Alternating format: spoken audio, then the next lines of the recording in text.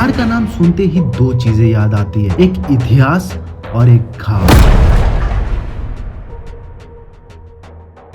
इतिहास जिसमें चाणक्य, अशोका, नालंदा जैसे नाम है, और घाव जिसमें बेरोजगारी, माइग्रेशन और अधूरा विकास है।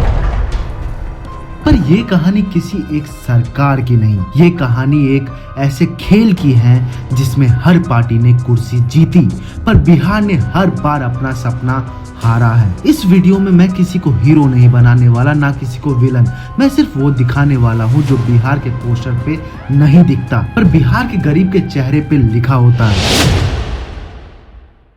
चलो शुरू करते हैं एक ऐसे राज्य की कहानी से जहां जंग का मैदान वोट बैंक है और जहां सबके पास वादा है पर किसी के पास इरादा नहीं। 90s के बिहार का नाम आज भी लोग सीधे एक ही चीज से जोड़ देते हैं, जंगल राज।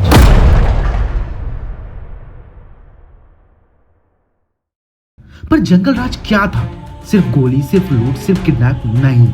जंगल राज एक सोच था, एक सोच जिसमें सरकार का मतलब कुर्सी था और अवाम का मतलब वोट बैंक। लालू प्रसाद यादव ने गरीबों को आवाज दी, पर उन आवाजों का भाव पूरा बिहार भुगत रहा है। सड़कें खोखली, स्कूल बिना टीचर के, अस्पताल बिना दवा के, और बीच में एक डायलॉग, बिहार में सरकार चलती नहीं चलाई जाती है। आरजेडी ने कास्ट को शील्ड बनाया, पर शील्ड के पीछे एजुकेशन गिर गया, हेल्थ केयर मर गया, रोजगार मिट्टी में मिल गया। लोग कहते हैं लालू ने गरीब को इज्जत दी, हाँ दी, पर इज्जत थाली में रोटी नहीं बना सकती।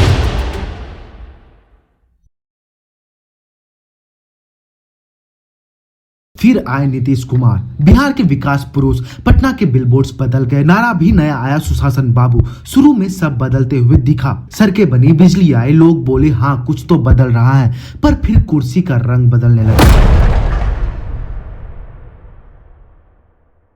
कभी बीजेपी के साथ तो कभी आरजेडी के साथ, कभी एनडीए में तो कभी यूपीए में। आज भी नीतीश कुमार खड़े हैं, पर उनके पीछे बिहार खड़ा नहीं। अवाम के लिए उनका मैसेज सिंपल था, मैं हूं तो सरकार है, पर उन्होंने कभी ये नहीं पूछा सरकार किसके लिए है। बार बार गवर्नमेंट बदली, पर बिहार वही का वही, क्योंकि जब नेता की लॉयल्टी कुर्सी से होती है तो राज्य की लॉयल्टी विकास से नहीं होती।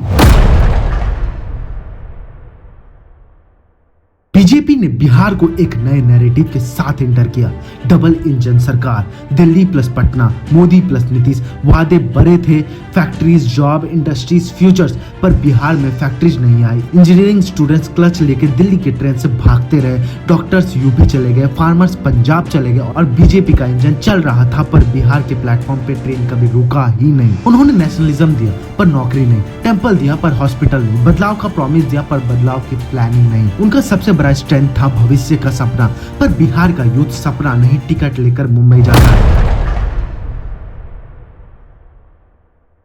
कांग्रेस एक ऐसी पार्टी जो कभी बिहार की राजा थी, आज पोस्टर के कोने में एक छोटा सा लोगो बन के रह गई है। No clear stand, no clear plan, no clear face. शायद सबसे ज्यादा दर्द किसी और को नहीं, कांग्रेस को है, क्योंकि वो सोचती है कि बिहार उसे याद करेगा, पर बिहार के पास बेहतरीन भूलने की आदत है। लेफ्ट पार्टीज ने बिहार को आइडियोलॉजी दी, पर आइडियोलॉजी पेट नहीं भरती। उनका फाइट सच था, मजदूर, किसान, स्टूडेंट, पर उनके पास कुर्सी जीतने की मशीन नहीं थी। रिजल्ट, आवाज सच्ची थी पर आवाज की वॉल्यूम लो थी। ये कहानी सिर्फ नेताओं की नहीं, ये अवाम की भी कहानी है। बिहार के लोगों ने हर बार बदलाव चाहा, पर वोट हमेशा जात, धर्म, रिश्तेदारी, गुस्सा या मुंह दिखाई पर दिया। बिहार के लोगों ने हर बार नारा बदला, पर सिस्टम कभी नहीं बदला। लोग पूछते हैं बिहार का दुश्मन कौन है? मैं कहता हूँ बिहार का दुश्मन कोई एक नेता नहीं, बिहार का दुश्मन मेमोरी लॉस है। यहाँ लोग तकलीफ भूल जाते हैं, नेता वादा भूल जाते हैं, और बिहार अपना हक भूल जाता है। साजिश यह है कि बिहार गरीब रहे ताकि वोट सस्ता रहे, ताकि अवाम नौसिखिया रहे, ताकि नेता दूसरे राज्य में घूमने जाए, और बिहार का नौजवान दुकान, टैक्सी और कंस्ट्रक्शन साइट में काम करे। बिहार को बदलना मुश्किल नहीं है, डेंजरस है, क्योंकि जैसे ही बिहार खड़ा हो गया पॉलिटिक्स का पूरा पावर मैप बदल जाएगा। तो क्या करना चाहिए? ना मैं तुम्हें किसी पार्टी का नाम दूंगा, ना तुम्हें बताऊंगा किसको वोट दो।